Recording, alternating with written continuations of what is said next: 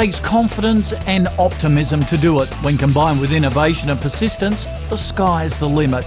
However, if you push the boundaries too far, take too many risks and fail to do the correct checks, things can turn ugly and fast. And that's what happened to OneTel, a startup telecommunications company which dared to challenge the established giants. The company flew hard, fast and high and took two famous media magnates along for the ride. But overconfidence and a lack of focus on business basics, including their accounting, saw OneTel crash back to earth. The OneTel story is a fascinating one. It entered the telecommunications market at a time of profound change. The government had committed to end Telstra's monopoly by opening up the market to new entrants.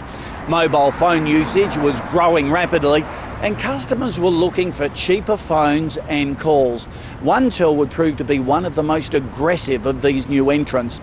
OneTel, the 100% telephone company.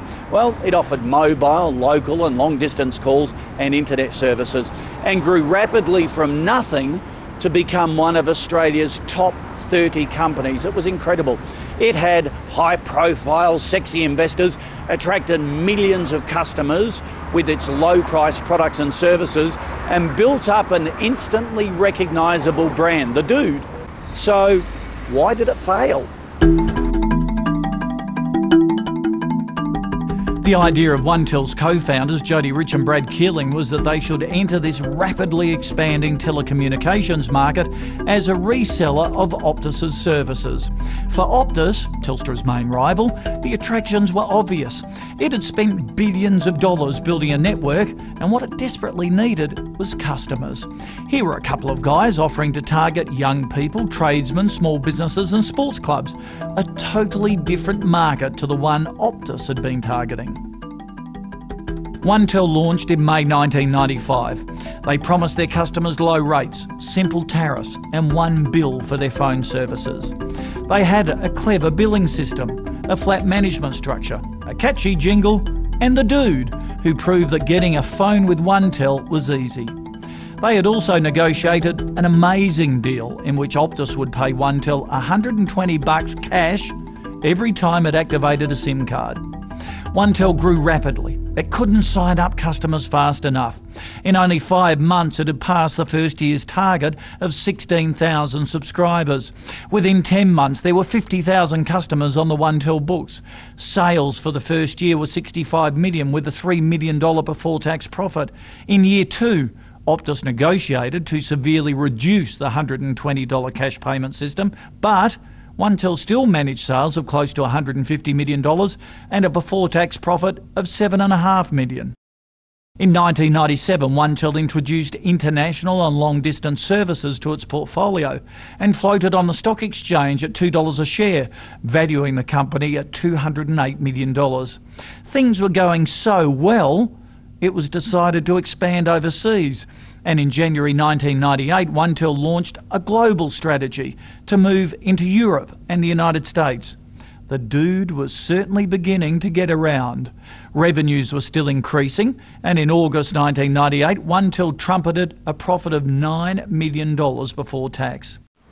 But OneTel took a fundamental change of direction in September 1998. It decided that it wanted to set up and have control of its own network, of its own destiny. And this meant acquiring expensive spectrum licenses. From this point on, its investors would need to dig deep. Having successfully bid $9.5 million for mobile spectrum in the major Australian cities, OneTel hit its first major snag: no cash to pay for it. It was clear to Jody Rich that he'd need access to investors with huge financial resources in order to fund his growing ambitions for OneTel. Meetings with two of Australia's media giants, News Limited and PBL, led to them agreeing to put $430 million into OneTel immediately and a further $280 million in the future in exchange for 40% of the shares. The share price began to rocket. The 100,000th overseas customer was signed up in May 99. A $9.8 million profit was reported at the year end, and an opportunity to enter the local call market appeared. Management also decided to bid for more Australian and European spectrum licences and build more networks. The shares again soared. OneTel rocketed to a market capitalisation of $3.8 billion. So how come in 2001, a mere 18 months later, the company was declared bankrupt?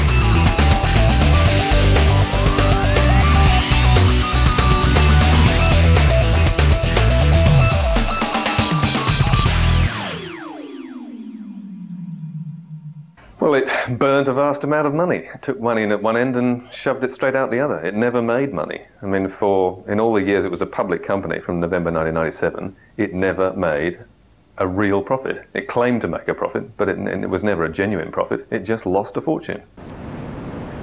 This is where the final days of the OneTel saga were played out. It's where the disgraced managing directors were sacked. It's where the corporate cops raided and found those enormous holes in the OneTel accounts.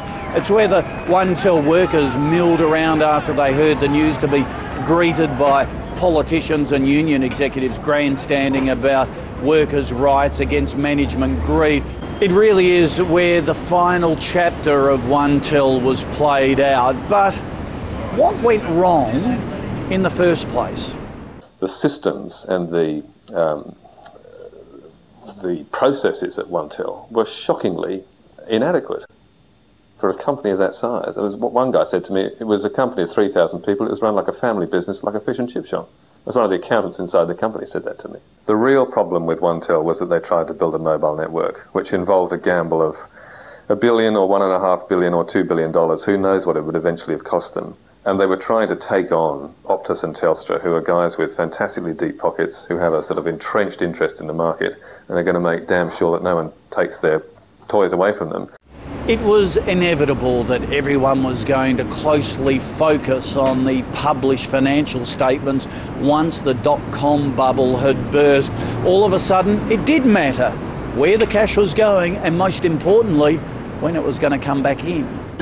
The inevitable end came for OneTel when its major investors realised just how much more money had been going out than they knew of, how much more would still need to go out, and the worst part, how much looked like it would never come back. Lot number 25. Right, Pentium 2 this time. Right, Pentium 2. The major investors may have lost nearly $1 billion between them, but other investors lost fortunes too. So have many of OneTel's suppliers. OneTel employees lost their jobs, and Australia lost an aggressive competitor in the telecommunications market. So what obvious lessons can we learn from OneTel's demise? Well, it seems clear Jody Rich and Brad Keeling spent too much time promoting and expanding OneTel and not enough time concentrating on its actual operations and business systems. There was inadequate business planning. Internal controls were poor and ethical qualities and values a little questionable. OneTel's accounting procedures were undermined. The basics of business were treated in a cavalier fashion. They lost sight of their cash flow and financial performance. They failed to manage receivables and liabilities. Very expensive mistakes to make.